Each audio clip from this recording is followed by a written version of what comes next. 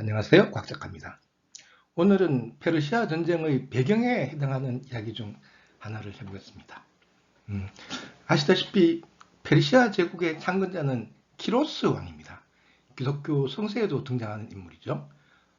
바벨론을 정복하고 거기 포로로 잡혀있던 유대인들을 해방한 왕이기도 합니다.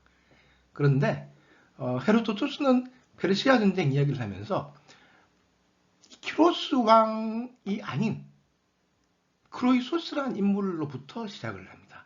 이 크로이소스는 현재 터키에 해당하는 리디아라는 곳의 왕이었는데요. 좀 먼저 얘기를 들어보시죠. 크로이소스는 BC 585년경에서 BC 546년경까지 리디아를 지배했던 왕인데요. 이 사람은 무엇보다도 굉장한 부자로 유명했습니다. 사실 이 소아시아 지역에서 최초로 그 코인, 화폐를 만들어낸 인물이기도 하죠. 그리고 사실 현재까지 영어와 프랑스어에는 이 크로이소스의 부에 대한 표현이 남아있어요. 영어로는 rich as Croesus, 그리고 불어로는 riche comme Croesus. 그러니까 크로이소스만큼 부자다, 이런 표현이 남아있을 정도예요.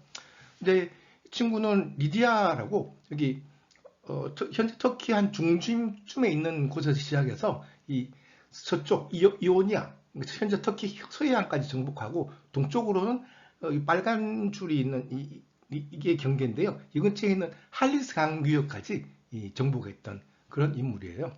그래서 한마디로 엄청나게 부자였던 사람입니다. 그런데 어느 날 이 크로이소스의 궁전에 이 솔론이 찾아왔어요. 솔론이 누군가 하면은 그 그리스의 7대 현인 중에 한 사람이라는 건데요. 그래서 아테네에서, 고대 아테네에서 귀족들과 평민들 간의 갈등이 심할 때 그 대표들이 솔론에게 찾아가서 이 갈등을 해결할 수 있는 법안을 좀 만들어 주세요. 그래서 솔론이 그 아테네 민주주의의 기초가 될 만한 그런 제도를 만들어주고 아테네를 떠난 적이 있거든요. 왜냐하면 양쪽 다 불만이 있을 테니까, 귀족들도 불만이 있고 평민들도 불만이 있고, 귀족들은 자기들 군한 너무 뺏어갔다고 불만을 표할 테고, 평민들은 자기들 원하는 게 반영이 덜 됐다고 불만이 있을 테니까 잠깐 머리도 식힐 겸 세계 여행을 떠났어요. 그 와중에 크로이소스가 있는 리디아에도 오게 됐거든요. 그러자 크로이소스는 그 솔론의 명성을 들었던지라 성대하게 손님 접대를 했어요. 이 사람 크로이소스는 그리스식 접대법도 잘 알고 있었는데요. 소위 크세니아라고 합니다. 크세니아. 고대 그리스에서는 손님을 맞을 때 하는 방식이 있는데 이런 거예요. 한마디로 묻지도 따지지도 않고 맛있는 걸 잔뜩 먹이는 거예요. 술도 잔뜩 주고. 그래서 이 사람이 배가 부르다 싶으면 그제서야 용건을 이야기하는 거죠. 일리아드에서 오디세우스가 아킬레우스를 찾아갔을 때도 그랬죠. 고대 그리스의 여러 에피소드들을 보면 그런 이야기가 많이 나와요, 사실은. 그래서 드디어 솔론이 배부르게 먹었다 싶으니 크로이소스가 물었어요. 솔론 선생, 댁은 현자라고 들었는데 한 가지 질문만 답해 주세요. 뭡니까? 그러니까 물었어요. 세상에서 제일 행복한 사람이 누굽니까? 물론 크로이소스는 은근히 그게 자기라고 대답해 주길 바란 거죠. 하지만 솔론은 한참을 생각하더니 그건 내 생각에 아마 아테네의 텔로스라는 사람일 겁니다. 누구요? 아테네 사람인데 먼저 이 텔로스는 좋은 나라 아테네에서 태어났고, 그리고 훌륭한 자식들을 두었고, 그리고 그 애들도 모두 잘 자랐습니다. 그리고 마지막은 이 텔로스가 아테네를 지키는 전투에 나가서 훌륭히 싸우다가 전사했습니다. 그래서 죽을 때까지, 죽고 나서도 아테네인들의 칭송을 받았으니 얼마나 행복한 인생을 살았습니까? 그런가?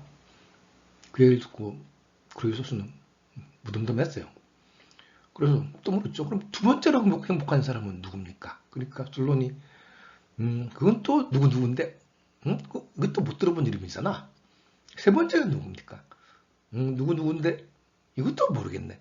이쯤 되니까 크로이소스는 화가 났어요. 어째서 내가 그 사람들보다 더 행복하지 않단 말이요.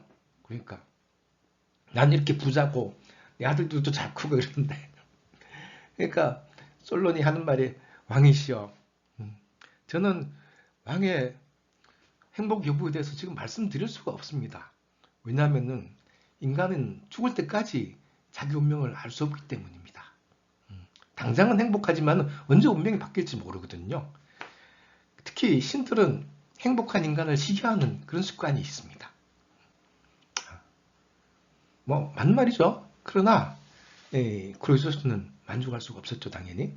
그래서 자리를 팍 차고 일어나면서 그리고 현자라더니 별거 아니군. 그러고 떠나버렸어요.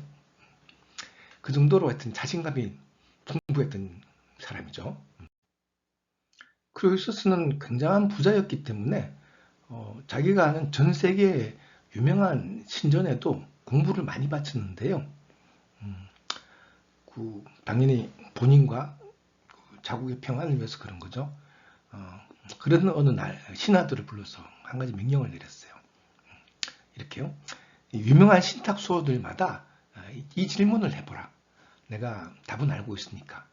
그 질문이 뭐냐면은 그대들이 지금 사르디스, 그러니까 리디아의 수도죠. 사르디스를 출발한 지 100일째 내가 무엇을 하고 있는지 신탁소에다 물어보라.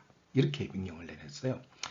그 신하들은 당시 자기들이 알던 유명한 신탁수도를 다 찾아갔죠. 한 7개쯤 되는데요. 다들 알다시피 델피의 아폴론 신탁소가 있고, 그리고 포키스의 아폴론 신탁소가 있고, 에피로스의 제우스 신탁소가 있고, 테베의 암페라우스 신탁소가 있고, 보이오티아의 트로포니오스 신탁소가 있고, 밀레투스의 브랑카다의 신탁소가 있고, 그리고 이 델피 신전만큼 그 권위가 있던 곳이 사실 리비아, 현재 아프리카죠. 아프리카에 암몬 신전이 있었어요. 그래서 신하들은 전부 다 이제 공부는 잔뜩 들고 이 신탁소를 찾아갔죠. 그래가지고 그 신탁소에다 각각에 물어봤어요. 지금 100일이 됐는데 크로이소스 왕님 뭐 하고 있습니까? 그래가지고 결국 돌아왔죠. 돌아왔는데 답변들을 다 들고 그 크로이소스한테 바치니까 크로이소스가 그걸 읽더니 과연 델피 신탁소가 용하구나 그러는 거예요. 왜냐하면은 델피 신탁소가 이렇게 말했어요. 사냥과 거북이 함께 끓고 있는데 아래도 정동이고 위도 정동이다. 실은 크로이소스는 무쇠솥에다가 양과 거북이를 같이 삶고 있었다는 거예요. 그런데 그걸 델피 신탁소가 맞췄다는 거죠. 그러니까 크로이소스가 그 델피 신탁소에서 온 신하에게 또다시 명령을 내렸어요. 지금부터 다시 델피로 돌아가서 만약에 내가 할리스강을 건너면 군대를 데리고 할리스강을 건너면 어떻게 되느냐 라고 물어보라. 그러니까 신하들이 다시 찾아갔죠. 델피를. 이게 무슨 뜻인가 하면은 당시 리디아 동쪽에 페르시아가 있었는데 이 페르시아가 굉장히 커지는 와중에서 근데 특히나 현재 이란이죠. 이란 산골짜기에 살던 키로스란 아저씨가 주변 왕국들을 다 정복하면서 리디아 동쪽의 메디아까지 정복해가지고 굉장히 기세에 등등할 때였어요. 그래서 크로이소스는 얘를 그냥 봐줘야 되나 하면 지금 쳐야 되나 더 크기 전에 밟아줘야 되나 이걸 고민을 하고 있었거든요. 그래서 그거를 어떻게 할까 결정하기 위해서 신탁을 들어보라고 한 거죠. 그래서 신하들이 델피를 찾아가서 물었죠. 그럼 어떻게 됩니까? 그러니까 신탁이 나왔어요. 이게 사진에 보시면 그림에 보시면 이 피티아 이 델피의 무녀를 피티아라고 하는데요. 무녀가 아래에서 내려온 전기를 마시고 트랜스 상태가 돼서 뭐라고 중얼중얼 하거든요. 토토이 막 그리스식 그 감탄사를 막 이야기하면서 아폴로신께서 이렇게 말씀하신다 어쩌고.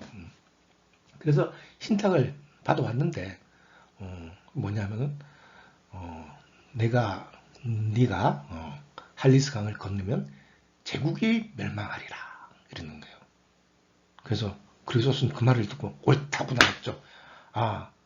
내가 할리스강 건너서 군대를 데리고 할리스강을 건너면 이 제국 페르시아가 멸망하는구나 라고 생각한 거죠. 지도에서 할리스강 위치를 보시죠. 이쯤입니다. 여기를 건너서 이제 오른쪽은 메디아예요. 메디아. 그래서 이 메디아 쪽으로 군대를 이끌고 간 거죠. 그래서 마침내 BC 547년 크로이소스의 군대가 리디아 군이죠. 이 강을 건너서 이 카파도키아라고 됐죠. 이 지도에 보면 카파도키아 근처에 좀 카파도키아 약간 위쪽이겠죠. 이쯤에서 그 전투를 시작했어요. 키로스의 군대가 전투를 시작했어요. 그런데 이 전투가 굉장히 격렬했나 봐요. 한참을 싸웠는데 승부가 나지 않았어요. 그래서 다음 날도 싸우고 그 다음 날도 또 싸우고 그랬는데 승부가 나지 않았어요. 그래서 이 당시만 해도 전투는 여름에 하는 거거든요. 여름에서 가을까지. 겨울에는 안 하거든요. 그래서 이걸 어떡하나 고민하다가 결국에는 이쯤에서 전투를 접고 돌아가서 겨울에 쉬고 다시 봄에 오자. 결정을 내리고 다시 돌아갔죠. 사라디스로. 당연히 이제 상대인 키로스 쪽도 페르시아 쪽도 돌아갈 거라고 생각했죠. 크로이소스는. 그래서 크로이소스 왕은 병사들과 함께 사르디스로 돌아가서 자 일단 다들 집에 가고 봄에 다시 모여서 키로스를 치러 가자 이렇게 말을 하고 일단 병사를 다 해산시켰어요. 당연히 키로스도 겨울에는 쉴 줄 알았죠. 근데 키로스는 그런 보통 사람이 아니었던 거죠. 이 사람은 한겨울에 병사들을 데리고 사르디스로 이데아의 사르디스로 진격하기 시작한 겁니다. 한겨울은 꽤 춥거든요. 거기도 지중해 주변이지만 겨울에는 찬비도 많이 오고 때로는 재수 없으면 눈도 오고 그래요. 근데 이 추위를 뚫고 이 사르디스까지 진격한 거예요. 이때가 이제 BC 546년 소위 팀브라 전투죠. 뭐 어쩔 수 없이 크로이소스도 다시 병사를 모아서 팀브라 평원에서 이 키로스의 군대와 대적을 했죠. 그래서 근데 키로스가 계산해 넣은 것 중에 하나가 이 리디아 쪽의 말들은 아마 낙타를 본 적이 없을 것이다. 낙타를 보면은 띡소리 못하고 달아날 것이다. 였는데요. 계산대로 들어맞았습니다. 실제로 팀브라 전투에서 리디아의 말들이 힘도 못 쓰고 낙타들을 보고 놀라서 도망가기 바빴거든요. 그래서 대승을 했습니다. 키로스 군대가. 그래서 크로이소스는 졸지에 포로가 되어버렸습니다. 키로스 왕은 적에게 관대한 사람이 아니었어요. 그래서 적인 크로이소스를 장작 위에 세워놓고 곧 화형을 하려고 그랬거든요. 크로이소스는 참 어이가 없기도 하고 황당하기도 하고 하지만 죽는 게 너무 억울해서 하늘을 보고 외쳤어요. 오 신들이시여, 이제까지 제가 신들에게 바친 곡물이 만족스러우셨다면 저를 살려주십시오.